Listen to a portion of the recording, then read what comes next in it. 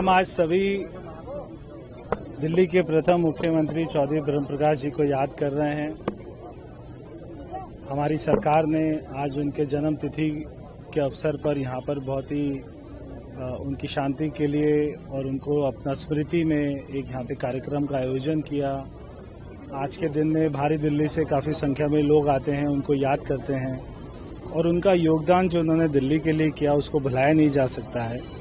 इसलिए भले ही वो कोई और पार्टी में रहे हों और हमारी पार्टी से कोई उनका संबंध नहीं रहा हो, मगर उनका जो सम्मान है, उनका जो योगदान है, हम उसको याद रखने के लिए आज यहाँ पे एकत्रित हुए हैं और आगे भी उनके परिवार के साथ बैठकर जो भी हम उनके सम्मान में उनके नाम के लिए कर पाएंगे वो करेंगे। रमेश जी, इससे अलग एक सवाल ये है, मुकुल दस्तक दे रहा है, क्या पूरी जो तैयारी है, अभी आपने कहा सिल्क निकाली जा रही है, कई जगह नाले भी बनाए गए हैं। आपने खुद ही सारे रिपोर्टर्स ने भी पिछले 4 महीने में सारी दिल्ली में घूम घूम के देखा होगा कि सारी सड़कें बन रही हैं, सिल्क को निकाला जा रहा है, मगर क्योंकि 10-20 साल से कोई सिल्क का निकालने का काम हुआ नहीं, इसलिए 4 महीने में नहीं, हमारा ये कार्यक्रम पूरे साल चलता रहेगा। हमने 2-2 साल के टेंडर किए हैं, पहले 3-3 महीने के टेंडर होते थे साल के। ये काम हमारा चलता रहेगा और जब तक मानसून नहीं आता है तब तक हमारा काम पूरा प्रगति पे है, बहुत अच्छे से काम चल रहा है और दिल्ली वाले उसको देख रहे हैं। हम उसकी ज़्यादा पब्लिसिटी इसलिए नहीं करते क्योंकि हमारे पास में पब्लिसिटी का फंड नहीं है, इसलिए हम उसका पब्लिसिटी, मेरे को लोग कहते हैं, आज भी सुबह 7 बजे फ़ोन आया और एक अपना व्यक्ति है पंकज जैन जी, वहाँ से ईस्ट दिल्ली से फ़ोन आया कि आज वहाँ पे उनके एरिया में उसने देखा कि 5 बजे से ही काम चल रहा है, तो उसने मेरे को बोला कि आप इसका ऐड क्यों नहीं कर रहे। मैंने कहा पैसे नहीं है ऐड के, तो इसलिए काम चल रहा है, लोगों को दिखाई दे जाएगा और आपको भी दिखाई दे रहा होगा, पत्रकारों को भी दिखाई दे रहा होगा, मीडिया को भी दिखाई दे रहा होगा कि काम चल रहा है, काम में कोई भी कोताही नहीं है। हाँ, अब ये काम क्योंकि मानसून जल्दी आ गया और हमारी सरकार बनी फरवरी एंड में, तो मानसून के बीच में और हमारी सरकार बनने के बीच में केवल 3 महीने का हमको समय मिला। 3 महीने में पूरी दिल्ली का सिल्क निकालना एक हमारे लिए चुनौती थी। काफी काम हो चुका है और काफी काम आगे होगा। आप देख रहे हैं न्यूज UNI।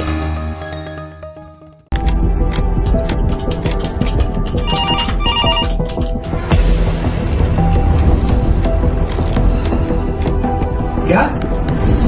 ठीक है, हम लोग अभी आ रहे हैं। राजनीति के राज जनता तक पहुंचाना आसान नहीं है। खबरें के बाजार में बिना तमाशे के सच दिखाना आसान नहीं है, लेकिन अब सब कुछ होगा आसान। हम हैं न्यूज UNI। न्यूज UNI हम जियो टीवी,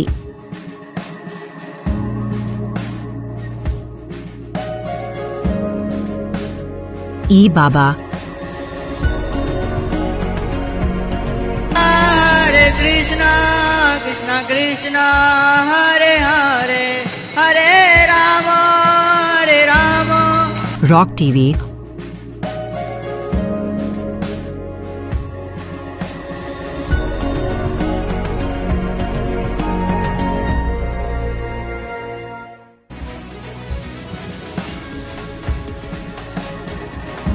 और प्ले ऑन टीवी पर उपलब्ध हैं। हरे कृष्णा कृष्णा कृष्णा हरे हरे, हरे राम हरे राम। अधिक अपडेट के लिए YouTube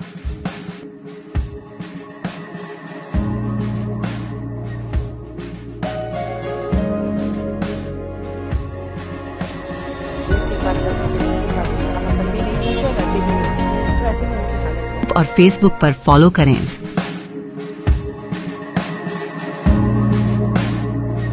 साल में एक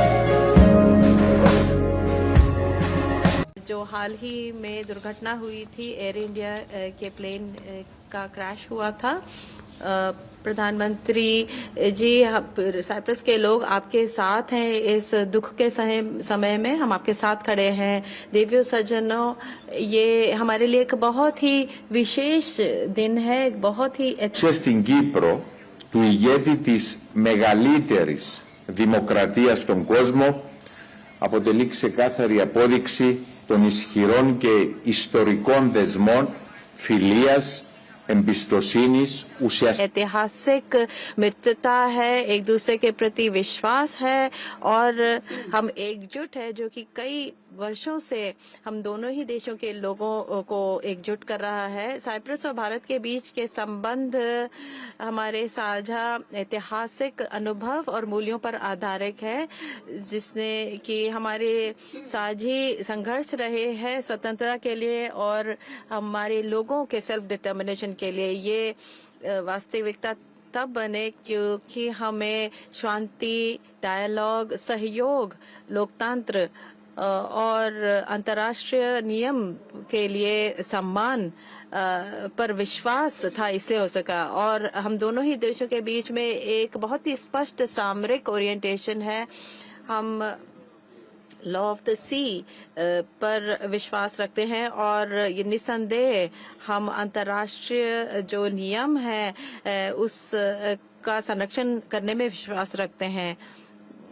हमने यूनाइटेड नेशंस की जो चार्टर है, protection of universal values, dependent territorial integrity किसी भी देश की, और प्रधानमंत्री जी की यात्रा के दौरान हमें अवसर मिला है कई ऐसे विषयों के बारे में चर्चा करने का, जिसमें कि द्विपक्ष हमारे जो देश हैं उसके बीच के संबंध के बारे में बात की, भारत और ईयू के संबंध के बारे में बात की। इसके अलावा हमने एक क्षेत्रीय जो स्थिति थी और आईमेक के अंदर हमारी जो सहयोग है, India middle east European corridor, इसके बीच में हमारे सहयोग के बारे में भी बात की है और साइप्रस प्रॉब्लम के बारे में भी हमने बात की। हमारी जो द्विपक्षीय संबंध है उसके बारे में अगर मैं कहूँ तो जो हमारी राजनीतिक हमारी निकटता है और हमारे लोगों के बीच में जो अच्छे संबंध है, इसके अलावा हमने और अधिक विस्तार करने की सोची है सामरिक सहयोग में कई सारे क्षेत्रों में।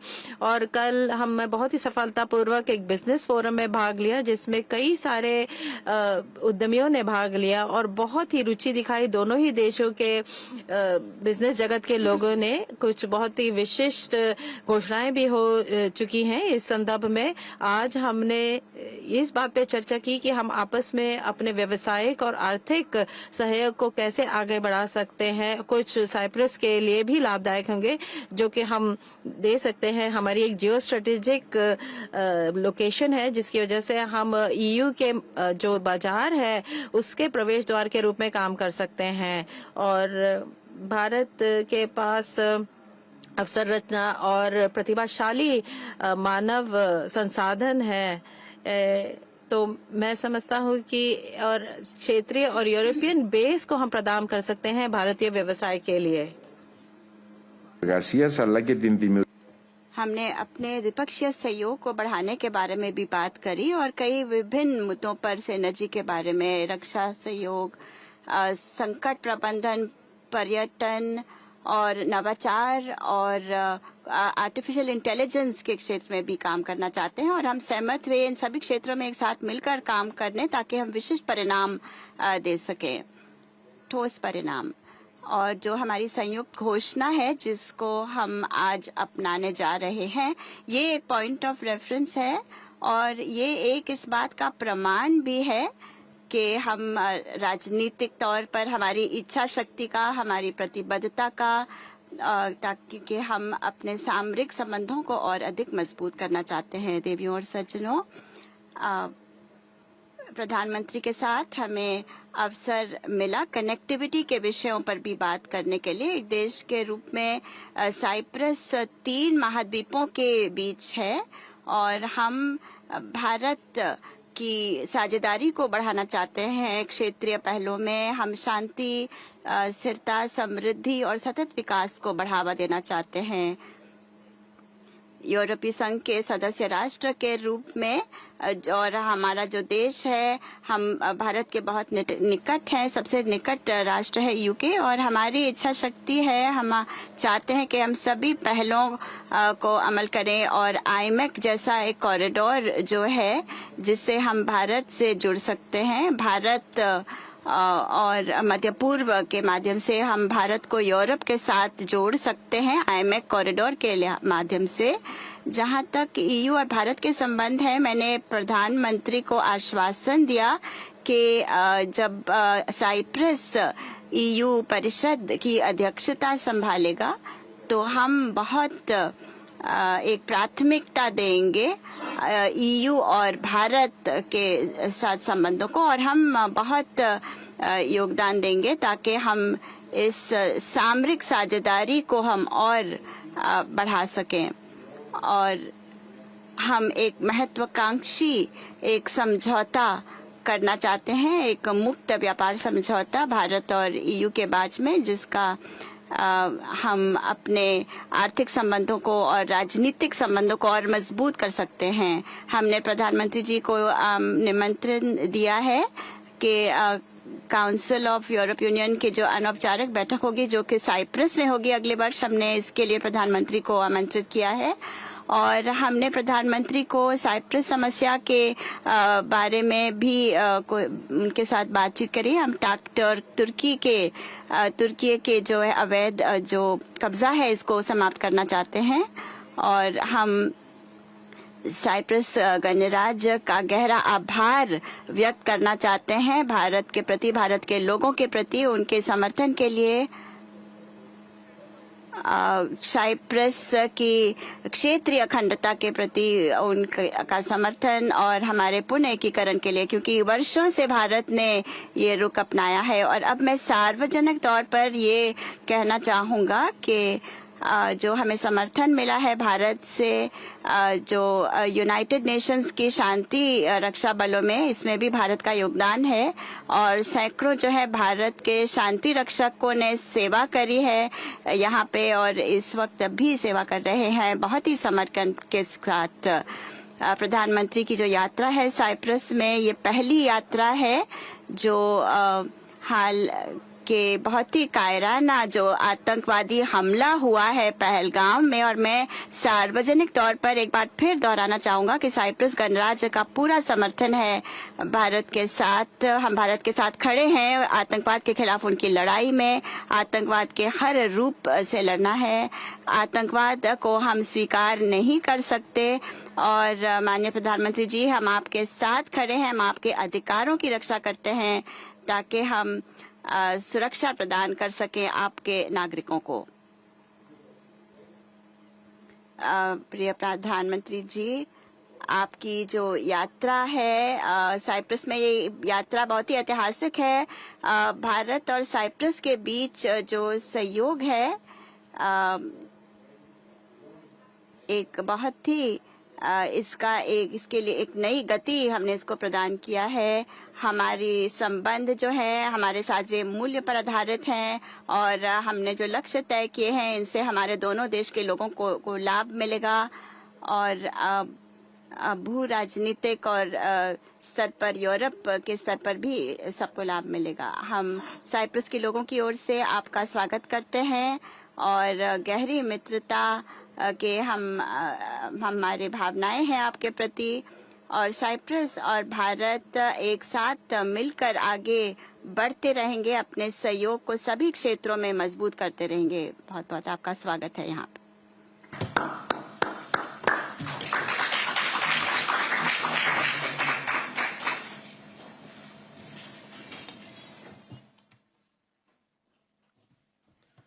योर एक्सेलेंसी, राष्ट्रपति जी, दोनों देशों के डेलीगेट्स, मीडिया के सभी साथी, नमस्कार। कालिम मेरा। सबसे पहले मैं भव्य स्वागत और आतिथ्य सत्कार के लिए राष्ट्रपति जी का हृदय से धन्यवाद करता हूं। कल जब से मैंने साइप्रस की धरती पर कदम रखा है, राष्ट्रपति जी और यहां के लोगों ने जो अपनापन और स्नेह दिखाया, वो सीधे दिल को छू गया। अभी कुछ देर पहले मुझे साइप्रस के इतने बड़े सम्मान से अलंकृत किया गया।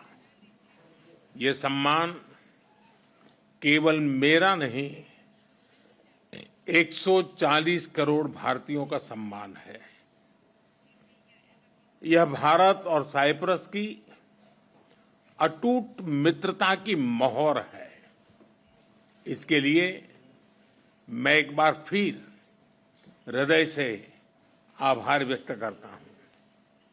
फ्रेंड्स, साइप्रस के साथ हम अपने संबंधों को बहुत महत्व देते हैं।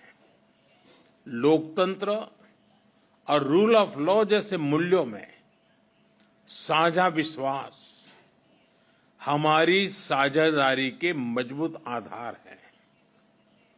भारत और साइप्रस की मित्रता न परिस्थितियों से बनी है और न ही सीमाओं से बंधी है। ये समय की कसौटी पर बार बार परखी गई है और समय के हर दौर में हमने सहयोग, सम्मान और समर्थन, इस भावनाओं को जीवंत रखा है। हम एक दूसरे की संप्रभुता और क्षेत्रीय अखंडता का सम्मान करते हैं। फ्रेंड्स, 2 दशक से भी लंबे अंतराल के बाद किसी भारतीय प्रधानमंत्री की साइप्रस यात्रा हो रही है और ये आपसी संबंधों में एक नया अध्याय लिखने का एक स्वर्णिम अवसर है। आज राष्ट्रपति जी और मैंने द्विपक्षीय संबंधों के सभी पहलुओं पर व्यापक चर्चा की। साइप्रस के विजन 2035 और विकसित भारत 2047 के विजन के कई पहलुओं में समानता है। इसलिए हम साथ मिलकर भविष्य को आकार देंगे। अपनी साझेदारी को स्ट्रैटेजिक दिशा देने के लिए हम अगले 5 वर्षों के लिए एक ठोस रोडमैप बनाएंगे। रक्षा और सहयोग को और मजबूती देने के लिए द्विपक्षीय डिफेंस कोऑपरेशन प्रोग्राम के तहत रक्षा उद्योग पर बल दिया जाएगा। साइबर और मैरीटाइम सिक्योरिटी पर अलग से डायलॉग शुरू किया जाएगा। क्रॉस बॉर्डर टेररिज्म के विरुद्ध भारत की लड़ाई में साइप्रस के सतत समर्थन के लिए हम बहुत बहुत आभारी हैं। आतंकवाद, ड्रग्स और आर्म्स की तस्करी की रोकथाम के लिए हमारी एजेंसीज के बीच रियल टाइम इंफॉर्मेशन एक्सचेंज का मैकेनिज्म तैयार किया जाएगा। हम दोनों सहमत हैं कि हमारे आपसी व्यापार और निवेश में बहुत पोटेंशियल है। कल राष्ट्रपति जी के साथ मैंने दोनों देशों के आर्थिक संबंधों को लेकर बिजनेस जगत में एक उत्साह और सिनर्जी को महसूस किया।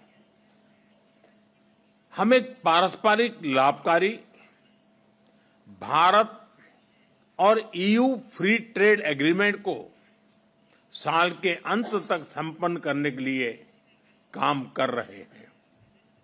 इस साल भारत, साइप्रस और ग्रीस बिजनेस और इन्वेस्टमेंट काउंसिल भी लॉन्च किया गया है। इन इनिशिएटिव से दोनों देशों के बीच आपसी व्यापार और निवेश को भी बल मिलेगा। Technology, innovation, health, agriculture, renewable energy, climate justice जैसे क्षेत्रों में आपसी सहयोग पर भी विस्तार से बात हुई है। साइप्रस में योग और आयुर्वेद के प्रसार को देखकर हम उत्साहित हैं। भारतीय टूरिस्ट के लिए भी साइप्रस एक पसंदीदा डेस्टिनेशन है। उनके लिए डायरेक्ट एयर कनेक्टिविटी बनाने पर जोर दिया जाएगा। हमने निश्चय किया कि मोबिलिटी एग्रीमेंट को जल्द पूरा करने के लिए काम किया जाएगा। फ्रेंड्स, यूरोपियन यूनियन में साइप्रस हमारा विश्वसनीय पार्टनर है। अगले वर्ष साइप्रस की यूरोपियन यूनियन अध्यक्षता के लिए हम शुभकामनाएं देते हैं। हमें विश्वास है कि आपकी अध्यक्षता में भारत और ईयू संबंधों में नए आयाम जुड़ेंगे। वीएन को समकालीन बनाने के लिए जरूरी रिफॉर्म्स को लेकर हमारे विचारों में समानता है। साइप्रस द्वारा सिक्योरिटी काउंसिल में भारत की स्थायी सदस्यता का समर्थन करने के लिए हम आपके आभारी हैं। पश्चिम एशिया और यूरोप में चल रहे कॉन्फ्लिक्ट को लेकर हम दोनों ने चिंता व्यक्त की है। इनका नकारात्मक प्रभाव केवल उस क्षेत्र तक सीमित नहीं है। हम दोनों मानते हैं कि यह युद्ध का युग नहीं है। संवाद से समाधान और स्थिरता की बहाली ये मानवता की पुकार है। मेडिटरेनियन क्षेत्र के साथ कनेक्टिविटी बढ़ाने पर भी हमने बात की। हम सहमत है कि India middle east Europe economic corridor से क्षेत्र में शांति और समृद्धि का मार्ग प्रशस्त होगा। राष्ट्रपति जी, मैं आपको भारत यात्रा के लिए सादर निमंत्रित करता हूं। आशा करता हूं जल्द ही भारत में आपका स्वागत करने का अवसर मिलेगा। एक बार फिर इस विशिष्ट आतिथ्य और सम्मान के लिए बहुत बहुत धन्यवाद।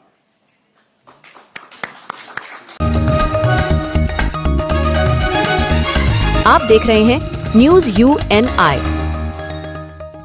Well-on Finance is a personal finance platform focused on empowering and serving millennials to take a well-informed decision while buying a financial product like home loan, car loan, business loan, personal loan, SME loans, insurance, etc. For further details, contact us. News UNI हम जियो TV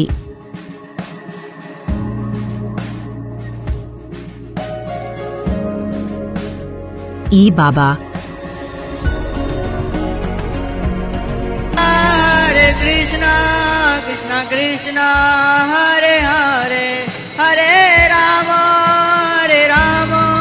rock TV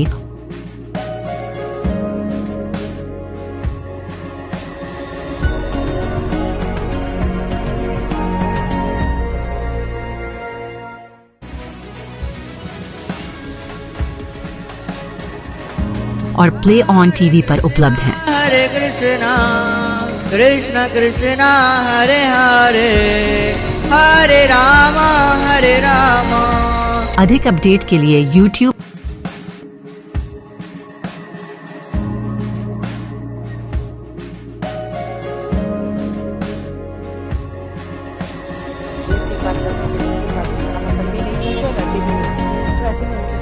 और Facebook पर follow करें।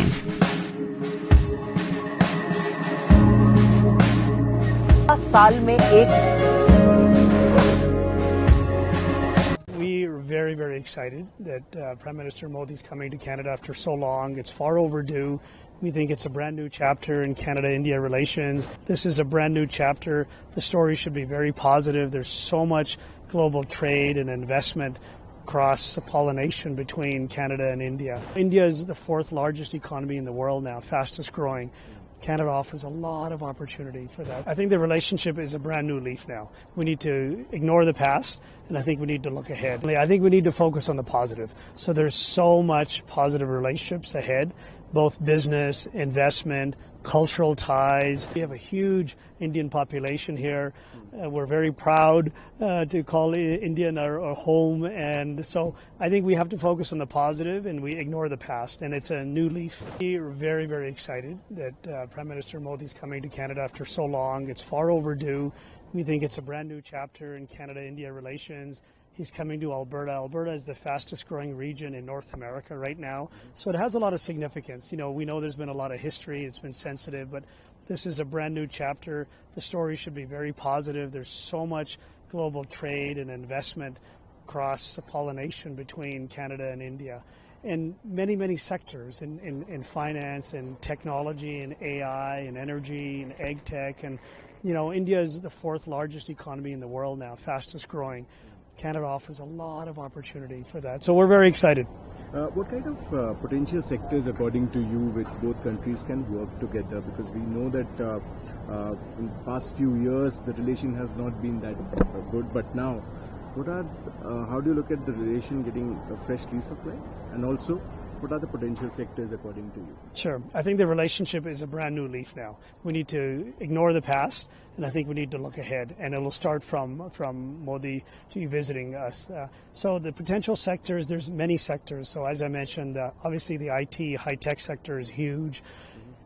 Alberta and Calgary in particular are the fastest growing tech regions in North America right now. So we need AI engineers, software developers, machine learning, all kinds of agentic layers.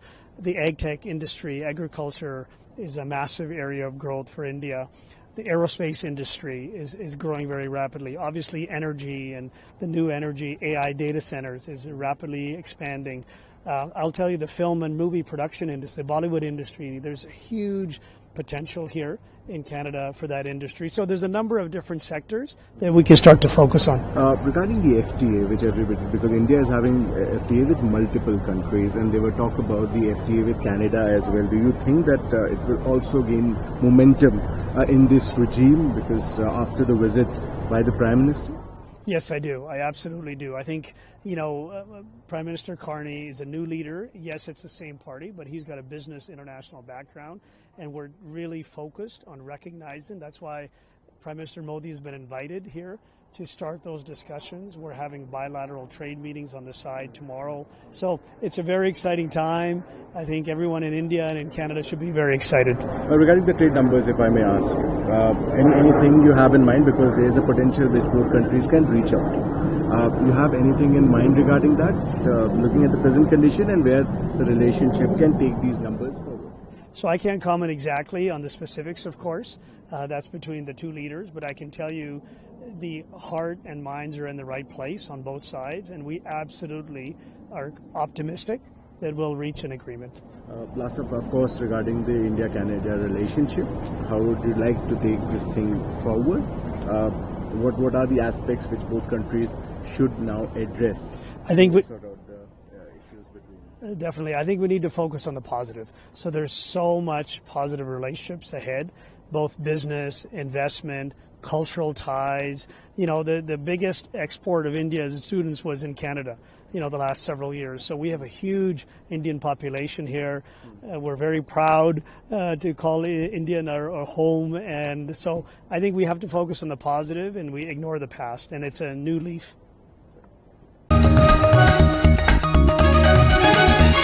आप देख रहे हैं news UNI। Wellman Finance is a personal finance platform focused on empowering and serving millennials to take a well-informed decision while buying a financial product like home loan, personal loan, business loan, loan against property, credit card, car loan, SME loan, insurance, etc.